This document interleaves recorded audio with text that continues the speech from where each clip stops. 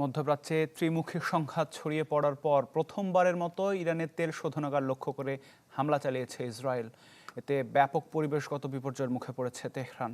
রোববার আকাশে অদ্ভুত এক কালো বৃষ্টি দেখেছে বাসিন্দারা, যার প্রতিটি ফোঁটা সিক্ত তেলে।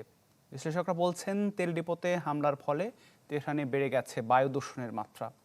এমন পরিস্থিতিতে বাসিন্দাদের ঘরে থাকার আহ্বান জানিয়েছে ইরানি কর্তৃপক্ষ।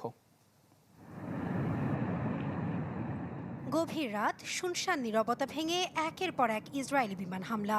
মুহূর্তেই গুরুত্বপূর্ণ জ্বালানি তেলের গুদাম জ্বলে ওঠে ভয়াবহ আগুনের লেলিহান শিখায়। শনিবার তেহরান ও আলবোর্স প্রদেশের 4টি তেল সংরক্ষণাগার ও একটি তেল উৎপাদন স্থানান্তর কেন্দ্র লক্ষ্য করে হামলা চালায় ইসরায়েল। রাস্তায় ছড়িয়ে পড়ে তেল, ঘটে মারাত্মক বিপর্যয়। গণমাধ্যমে ছড়িয়ে পড়া ফুটেজে দেখা যায় ঘন কালো মেঘে ছেয়ে আছে আকাশ।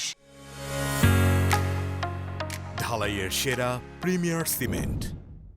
ঝড়ে অদ্ভুত এক কালো বৃষ্টিও, যার প্রতিটি ফোঁটা সিক্ত তেলে। বিশ্লেষকরা বলছেন, তেল ডিপোতে হামলার ফলে তেহরানে বেড়ে গেছে বায়ু দূষণের মাত্রা।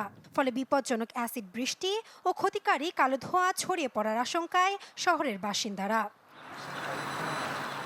এমন পরিস্থিতিতে বাসিন্দাদের ঘরে থাকার আহ্বান জানিয়েছে ইরানি কর্তৃপক্ষ। পরিবেশগত বিপর্যয়ের আশঙ্কায় জনগণকে বিশেষ সতর্কতা মেনে চলার আহ্বান জানিয়েছে Iran red crescent society IRCS। টেলিগ্রামের এক পোস্টে সংস্থাটি জানায়, বৃষ্টির পানি ত্বকের সংস্পর্শে এলে ভয়াবহ ক্ষতি হতে পারে।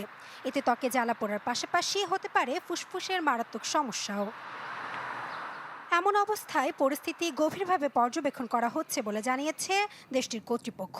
28 ফেব্রুয়ারি থেকে শুরু হওয়া যুক্তরাষ্ট্র ইসরায়েলের হামলার পর এবারই প্রথমবারের মতো ইরানের জ্বালানি অবকাঠামোতে হামলা চালালো ইসরায়েল। নাসরিন আক্তার, চ্যানেল 24।